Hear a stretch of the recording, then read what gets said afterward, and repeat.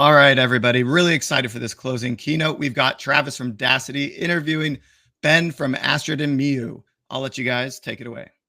Awesome. Thank you, Derek. So like Derek mentioned, I'm Travis. I'm a partner manager at Daasity. We are a data and analytics platform for omnichannel brands, and we help turn data chaos into clarity. I'm with Ben, the head of operations, or sorry, the COO at Astrid and Miyu. Ben, would you like to share a little bit about yourself and Astrid and Miyu?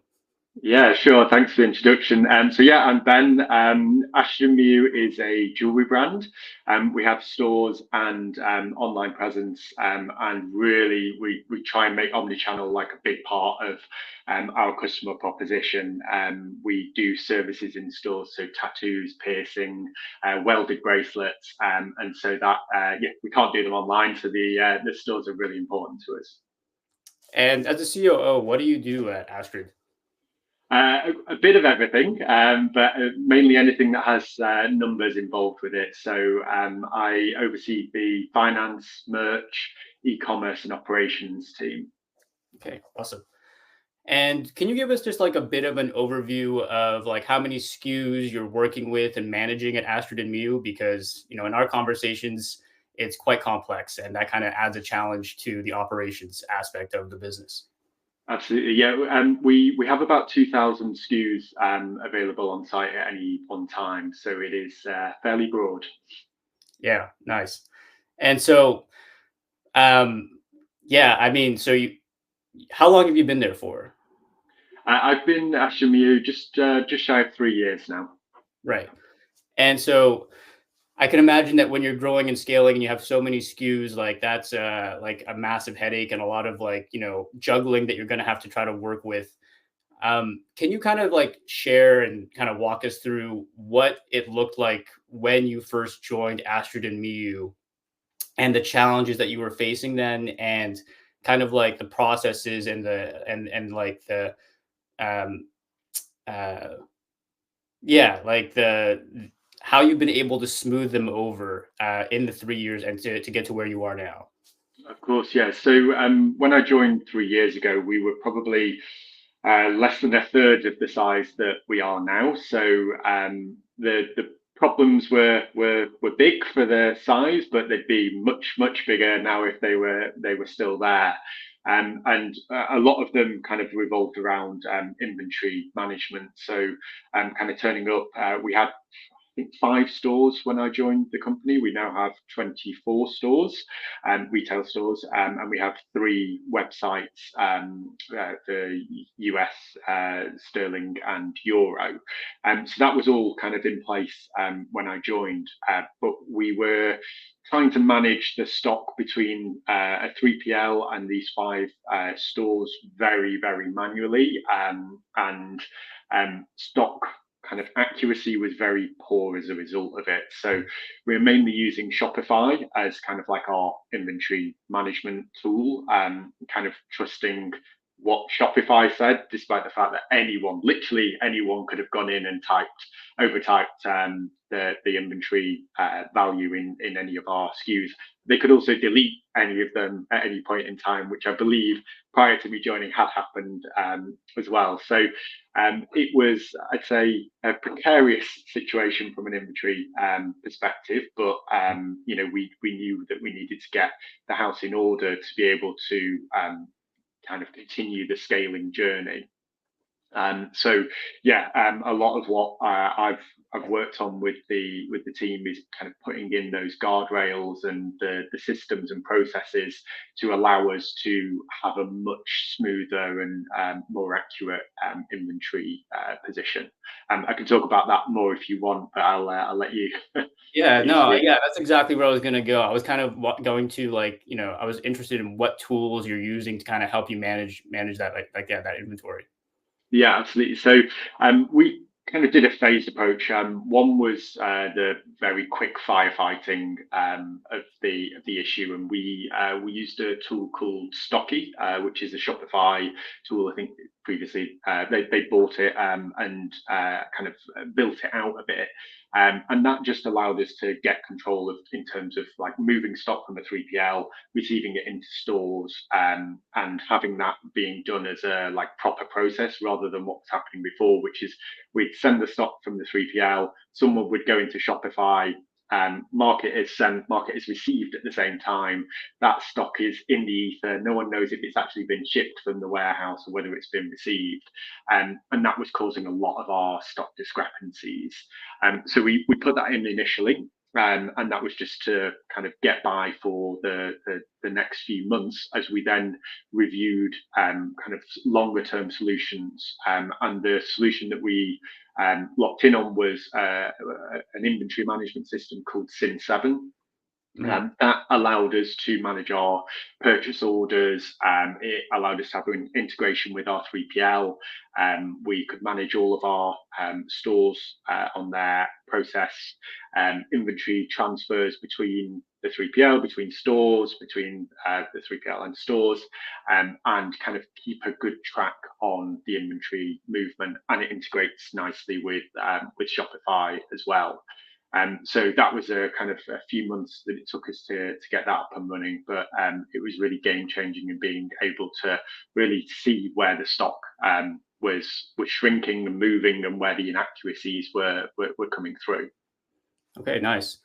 Yeah, and talk to me a little bit about like how you've kind of had to manage that inventory as you've been growing and scaling. From our previous conversations, you talked about international expansion. And one of the things that you mentioned was that I believe you're still on one 3PL. Is that right? That's right. We did briefly have two. One was in Europe, in Germany. We had that for about a year, and this was kind of post Brexit. I joined post Brexit, but we were still dealing with the pain. Still are dealing with the pain of Brexit having happened. And so we'd set up this 3PL in Germany to manage the impact of kind of taxes and duties on our operations and the speed within which we could move goods between the UK and Europe. One of the big issues we had with shipping from the UK was that just clearing the border into Europe was taking multiple days, because you have to have every bit of paperwork exactly right to get it through swiftly, and that was slowing down our operations. So we set up 3PL in Germany, and it didn't work out. We found that actually the delays that we were having from shipping, which we've actually since been able to reduce quite a bit by choosing a good kind of shipping partner, were totally offset by the impacts of just not being able to hold enough stock in a separate warehouse to manage the volume and the variation in volume of the different SKUs that we were for the orders that we were receiving in Europe. It was a much less mature market than the UK, so a lot less predictable. And we were spending a lot of time, a lot of energy, and a lot of cash on putting the enough stock in the location to manage it. Okay, awesome. Yeah. And sorry, just for a bit of background for everybody, might have jumped the gun a little bit, but Ben and Astrid Miyu, they're located in the UK. And so, yeah, expansion for them looked like, Germany and the rest of Europe. But it's also been like a focus for you guys this year to expand into the US, right? That's right. Yeah. So we opened our first store. We opened a pop-up in 2022 in Alita, and then in New York, and we then opened our permanent store in West Village last year, which has been brilliant. And yeah, we still run our .us operations from the UK 3PL. Okay, awesome. And curious how you're utilizing data and analytics to inform operational decisions. Wow, big question. So we use Daasity, which is no doubt why we're talking. But we use Daasity to to collate all of our information together. So we're on Shopify, as I've already mentioned. So that has a really great integration in terms of just being able to pull our daily sales reporting, our order volumes, all of that kind of like good stuff into a reporting view, and gives us that kind of one source of truth for being able to have lots of different teams pulling the data together without kind of questioning, oh, which filter have you got on this report in Shopify, which is certainly the way it was when I first joined Astrid Miyu. Mm-hmm. Awesome. And so, as you're going into your fourth year, you're kind of, focusing on US expansion. What are some of like the issues and the grumbles that you're still kind of working through and that are continuing, like whether that's like processes, working with the retailers? Yeah, I would love to kind of understand like what your challenges today are. Yeah, I think we've seen like massive growth in the last few years, which has been amazing, but it brings its own problems with it. In that actually embedding processes and getting everyone on the same page with it, it's easy when you've got a team of 50 people, but we now have a team of close to 400 people, including our retail staff, and communicating the processes and making sure that everything's being followed in the way that you've designed it to becomes increasingly important, but also increasingly difficult to communicate out. So it's the challenge we're having right now is things like inventory counts, like making sure they're done in a set way at a set time, that they're counting the right products, and that we're prioritizing the products of higher value, and so on, and that we're then delving into where there's inaccuracies in it, which over 24 stores is it's a big challenge. And with a relatively lean team in the office, trying to support that is a challenge as well. So a lot of what we're working on as a company is putting those processes in place, documenting them, sharing them out on platforms that all of the retail and office teams have got access to, and then putting in the structures to delve in where we're seeing those inaccuracies come through, and really understanding what's led to them. So yeah, that's the big challenge at the moment. Yeah. And I remember you kind of like talking about how you are thinking of, or you are like going to kind of like implement like bonusing store managers for like the accuracy of like their inventory counts. So that way it's just, they're incentivized. Yeah, exactly. Just making sure that everyone's thinking about it every day, and I think it's a great way to make sure people are thinking about it, and to have it as the positive bonus as well. We want to reward that good performance on stock accuracy too. Absolutely. And what's like so kind of what does the future look like for Astrid and Miyu? Like is it really just a focus on the US for this year? Is that the big focus, or what's the next goal? Yeah, the US is definitely a big focus. Continued kind of rollout within the UK. We still have a few cities that we want to be present physically in the UK, and are like getting our services out there to kind of that global audience as well. So there are some exciting opportunities that we've got coming up in Europe as well. But US is a huge focus for us. We know our customer is there. We see great sales online, and we really want to get out there in physical retail, and start piercing the US customer as well. Awesome. Well, thank you so much, Ben. Really appreciate you taking the time to talk and share with us on how you're streamlining the operations at Astrid and Miyu, the growth that you've seen, and especially the international expansion part. I think like that's a big focus for a lot of the brands that are going to be on here today. So for them to kind of learn and get some insight from you on how you were going through that is going to be super valuable. My pleasure. Awesome. Thanks, guys.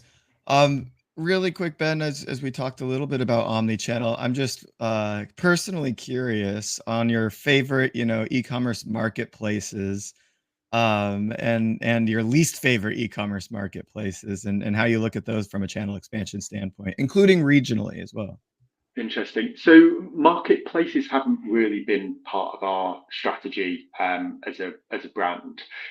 We've worked with the likes of Zalando in the past, and found that we haven't had the traction. You end up having to pay a fortune to kind of get that visibility on there.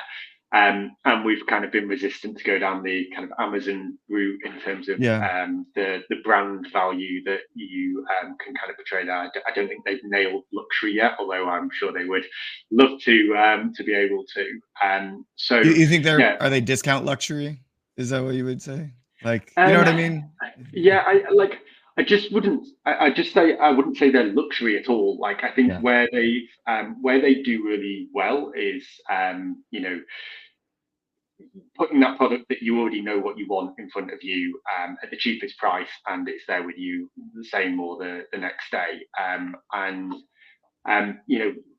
we've got 2,000 SKUs for a reason, and they're all designed in house, and they've all got stories behind them that we just don't think we'd be able to tell in that environment. I mean, if you find jewelry, Google jewelry, or like Amazon search jewelry, you get like the full assortment, and our sustainability credentials, the story behind meanings of stones, like all of that kind of stuff. We just think would get lost in that kind of marketplace.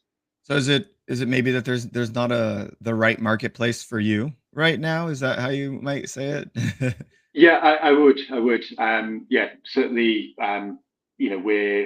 We're very happy to be going out there and pitching ourselves to the customers, and also being careful with the margins and pricing as well. It's another kind of factor that a brand that's probably well known in North America is Majori, who they're very careful not to go into big wholesale players or Yeah. marketplaces, because you degrade that margin, and it means that you can't offer like the competitive pricing that you'd want to, and you end up in a D2C model being a massive discount brand to kind of achieve the revenue that you want to. So yeah, it's not part of what we want, because we want to be able to offer like an affordable kind of luxury product. It's a double-edged sword, I suppose, because so many other brands are seeing good growth on marketplace channels. But I actually completely agree with you. You can't do it the same way with this type of product and industry specific. So I love the focus there. Makes it really clear, keeps the brand strong. Awesome, Ben. Thank you so much, and thank you, Travis, and to the team at Daasity. What would you say, Travis, to our audience if they're looking to learn more about Daasity? Yeah, you can reach me at travisc@daasity.com, or feel free to add me on LinkedIn. You can also book a demo directly on our homepage, and that's daasity.com. And essentially, we are a omni-channel data and analytics platform to be able to pull in all your different reporting and sales and orders into one platform. So if you're selling on Shopify, Amazon, wholesale, retail, they live in data silos. We're able to pull that and essentially consolidate that and give you insights to be able to, drive your business with data. Love it. Awesome. Super important, as we discussed here. Thank you both so much, and we're going to move into our closing remarks. Bye, guys. Thank you.